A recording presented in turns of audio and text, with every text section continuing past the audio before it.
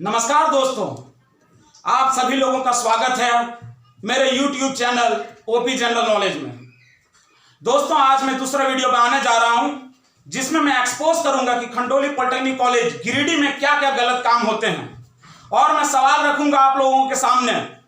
इस सवाल का जवाब देना है मिस्टर प्रदीप सिन्हा को और मैनेजमेंट को जो कॉलेज को चला रहे हैं कि क्यों आपके देख रेख में इस तरह के गलत काम हो रहे हैं और आप एक्शन क्यों नहीं ले रहे हैं। सबसे पहला सवाल तो मैं प्रदीप सिन्हा से यह करना चाहता हूं कि आप मुझे यह बताइए कि जब आप फैकल्टी को हायर करते हैं कॉलेज में, नियम यह है कि उनको ऑफर लेटर दिया जाए और एक कॉपी कॉलेज के पास होना चाहिए ऑफर लेटर। क्या आपने सारे फैकल्टीज को ऑफर लेटर दिया है आज तक? और अगर दिया है तो क्या आपके पास उसका रिसीविंग है ऑफर लेटर का? यह मेरा पहला सवाल। मैं आपसे पूछना चाहता हूं, मैंने जो वीडियो कमेंट किया था ना, उसमें काफी सारे बच्चों ने कमेंट किया है, काफी सारे बच्चों ने शेयर किया है। क्यों? क्योंकि उनके साथ गलत हुआ और उनके साथ गलत होता है। और आप क्या कर रहे हो? आप क्या कर रहे हो? आप बच्चों को डरा रहे हो, धमका रहे हो। आप बच्चों से पूछ रहे हो कि उसने कमेंट क्यों किया। आप कमेंट करने के लिए रोकोगे बच्चों को? आप बच्चों को बोलने से रोकोगे? क्यों कर रहे हो आप ऐसा? आप उनको धमकी देते हो कि इंटरनल में नंबर काट लिया जाएगा। आप एक भी बच्चा का इंटरनल में मार्क्स काट के दिखाओ, मैं आपको चेतावनी देता हूं। किस आधार पर आप बच्चों का इंटरनल मार्क्स काटते हो? क्यों काटते हो बच्चों का इंटरनल मार्क्स? ऐसा क्या किया है बच्चों ने? आप बच्चों को टारगेट करते हो एक एक करके? यह सब नहीं चलेगा। अगर आपको कॉलेज चलाना है तो सारे बच्चों को एक नजर से देखिए, किसी के साथ भेदभाव बर्दाश्त नहीं किया जाएगा। मैं और आगे पूछना चाहता हूं, जब एसडीओ मैम ने आपको यह आदेश दिया कि सारे टर्मिनेशन लेटर को रद्द किया जाए और सारे फैकल्टीज को बुलाया जाए, तो आपने टर्मिनेशन लेटर को रद्द करके नोटिफिकेशन क्यों नहीं भेजा फैकल्टीज को? आपने केवल नोटिस पीरियड को बढ़ाया है, उसमें भी नोटिस पीरियड आपने मुझे नहीं भेजा। आपने मुझे क्यों नहीं भेजा? और नोटिस पीरियड मेरा 1 महीने का खत्म होने के बाद आप मुझे धमकी देकर कॉलेज बुलाते हो रिटर्न में। क्या हक है आपको? और किस आधार पर आप मुझे कॉलेज बुलाते हो और धमकी देते हो कि आप मुझे सैलरी नहीं दोगे? क्या सैलरी दिया आपने?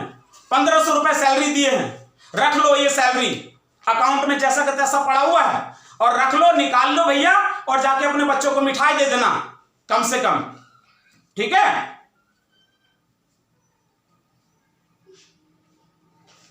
मैं तो यह जानना चाहता हूं, उन लोगों से जानना चाहता हूं, प्रशासन से जानना चाहता हूं, कॉलेज के मैनेजमेंट से जानना चाहता हूं, प्रिंसिपल साहब आपसे मैं जानना चाहता हूं। जब लॉकडाउन लगा, 8 महीना तक फैकल्टी मर रहे थे भूखे प्यासे, किसी के पास खाने का पैसा नहीं था, तब क्यों नहीं कोई सवाल पूछने वाला था?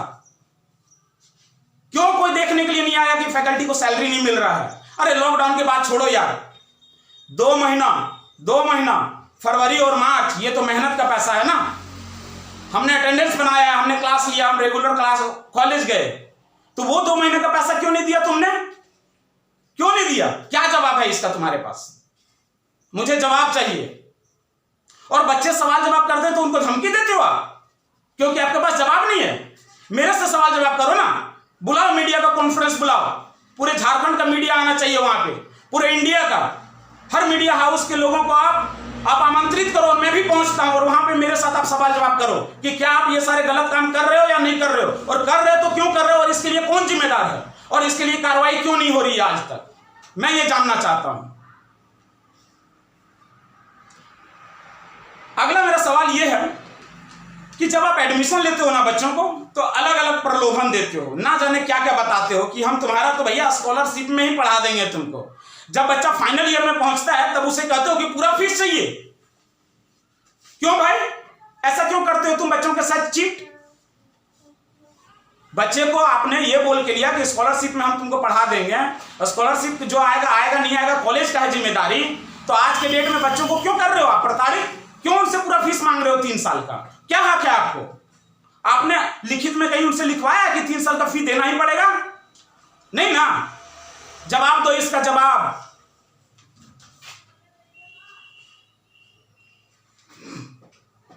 इतना ही नहीं, कहानी अभी और भी बाकी है। यहां पे बच्चों को बताया जाता है तुम टॉप करो, सेमेस्टर में टॉप करो, तुम्हारा फी माफ कर देंगे, जेयूटी में टॉप करो, तुम्हारा फी माफ कर देंगे। मैं आपसे पूछना चाहता हूं कि आज तक जितने बच्चों ने टॉप किया, क्या सबका फी आपने माफ किया? किया या नहीं किया, इसका डेटा आप दिखाइए। क्या आपके पास एनओसी है बच्चों से लिया हुआ? बच्चों ने दिया आपके पास कि हाँ हमारा सारा फी हमने जो भी बोला गया था, प्रॉमिस किया गया था, रिटर्न कर दिया गया है? अरे इतना छोड़ दो, कितना घोटाला करोगे यार, कितना घोटाला करोगे, कितना बच्चों का पैसा खाओगे? ये कॉशन मनी जो है, ना जाने कितने पुराने बच्चों का कॉशन मनी पड़ा हुआ है। जब भी बच्चे आते हैं उनको कोई ना कोई बहाना बना के भेज दिया जाता है वापस। वो 10,000 रुपये के लिए बच्चा 10 बार आपके कॉलेज में दौड़ता रहे, 1 से 2 बार जब बच्चा आता है तो आप उसे कॉशन मनी क्यों नहीं देते हो? कौन देगा उसका कॉशन मनी?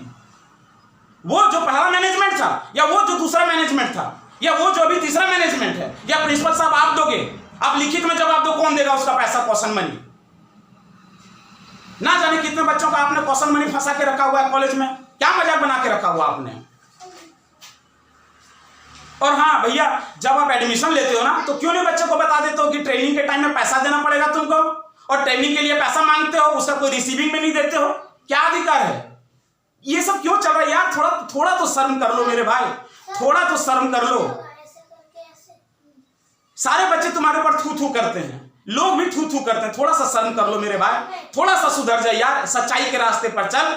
आपका कॉलेज बहुत आगे जा सकता था, लेकिन आपके रवैये ने और आपके व्यवस्था ने सब कुछ खराब कर दिया।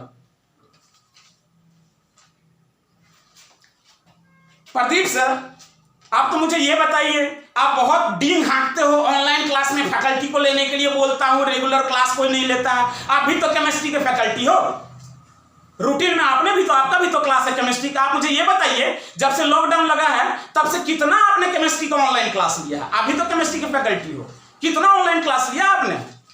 दूसरों के सवाल जब आप उठाते हैं दूसरों के ऊपर ना, तो पहले एक बार अपने अंदर भी झांक के देखिए कि आप क्या गलती कर रहे हो और आपने क्या गलती किया है। सबको एक नजर से देखिए, इस तरह का भेदभाव नहीं चलेगा। और मैं ये बता दे रहा हूं, ये KIT का एक्सपोज पार्ट 2 है, पार्ट 3 बाकी है, पार्ट 3 बाकी है। मैं आपको बता दे रहा हूं, और मैं पार्ट 3 भी लेके आऊंगा और पार्ट 4 भी लेके आऊंगा। जब तक आप मीडिया के सामने, पूरे झारखंड के मीडिया के सामने कॉन्फ्रेंसिंग नहीं करते हैं और सारे सवालों का जवाब नहीं देते हैं, तब तक मैं रुकने वाला नहीं हूं। आप मुझे फांसी में चढ़ा सकते हैं, मैं फांसी में चढ़ने के लिए तैयार हूं। मैंने कफन बांध लिया है,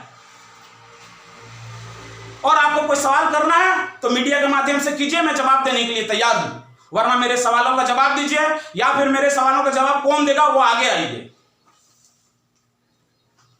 भैया इतना छोड़ दो, जब कॉलेज दोबारा खुल गया, ठीक है ना, प्रशासन ने कॉलेज जब दोबारा खुलवाया, बात क्या हुआ, स्टार्टिंग में कुछ दिन तो 1 महीना या 2 महीना लोगों ने बढ़िया से सैलरी दिया। इसके बाद आप मुझे बता सकते हैं कि किसके आदेश से पिछले 3 महीना से आप किसी को 40% सैलरी देते हैं, किसी को 50% सैलरी देते हैं, किसी को 70% सैलरी देते हैं, और खुद 100% सैलरी उठाते हैं? वाह भाई वाह, ये किस नियम के तहत आप करते हैं, जरा बताएंगे मुझे, बताएंगे? आपने 5 लोगों को टर्मिनेट किया, क्या बोल के टर्मिनेट किया? कि फंड की कमी है, काम की कमी है, हमारे पास फर्स्ट ईयर में एक भी एडमिशन नहीं है, तो फर्स्ट ईयर के फैकल्टी क्या करेंगे? अरे भैया, आपने सेकंड ईयर के फैकल्टी को क्यों निकाला, क्यों टर्मिनेट किया आपने? उसका क्या जवाब है आपके पास? और जब फर्स्ट ईयर के फैकल्टीज को आपको टर्मिनेट करना था, तो सारे फैकल्टीज को करते ना टर्मिनेट। सेकंड ईयर के फैकल्टीज को आपने क्यों टर्मिनेट किया? क्यों सेकंड ईयर के बच्चों का क्लास नहीं चल रहा था? थोड़ा सा शर्म कीजिए आप, थोड़ा सा शर्म कीजिए। और मैं आपको बताऊं, मैं रिक्वेस्ट करता हूं माननीय मुख्यमंत्री जी से, शिक्षा से जुड़े हुए जितने भी पदाधिकारी हैं उनसे, AICTE से, JUT से, आप लोगों से मैं हाथ जोड़ के निवेदन करता हूं कि यह जो गलत काम हो रहा है, बच्चों के करियर के साथ खिलवाड़ किया जाता है, आप इसमें संज्ञान लीजिए। ना जाने यह कॉलेज कितने बच्चों का जिंदगी बर्बाद कर देगा। अरे सच्चाई का मार्ग सिखाना चाहिए आपको बच्चों को। और आप सरकारी आप क्या करते हो, कुछ भी काम कराने जाता है 10 रुपया, 50 रुपया, 100 रुपया मांगते हो एग्जामिनेशन सेल में।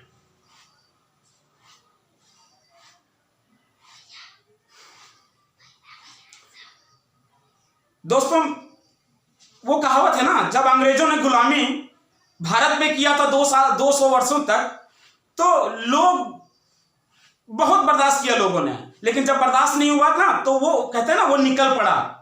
और यही चीज हो रहा है 2014 से। जितना आप लोगों ने एक्सप्लॉइट किया है ना कॉलेज में, जितना, वो सारा जवाब आपको देना पड़ेगा और एक एक करके आपको भरना पड़ेगा। मैं आपको बता दे रहा हूं, यही कुदरत का नियम है, जैसा करोगे वैसा भरोगे।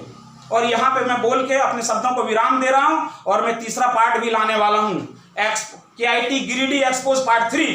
दोस्तों मैं आप लोगों से अनुरोध करता हूं इस वीडियो को अंत तक देखें और इसे ज्यादा से ज्यादा शेयर करें। आप लोगों ने शेयर किया, लगभग 50,000 लोगों ने मेरे पहले वीडियो को देखा है। इसे आप इतना शेयर करें कि पूरा इंडिया के लोग देखें, हर मिनिस्टर, हर मंत्री, हर संस्थान के लोग देखें। कम से कम 1 करोड़ का ये टारगेट पार होना चाहिए। इस बार 1 करोड़ का टारगेट पार होना चाहिए और सारे लोगों को पता चलना चाहिए कि KIT गिरिडीह में क्या हो रहा है और क्या क्या हुआ है, और इन सवालों का जवाब पूछा जाना चाहिए।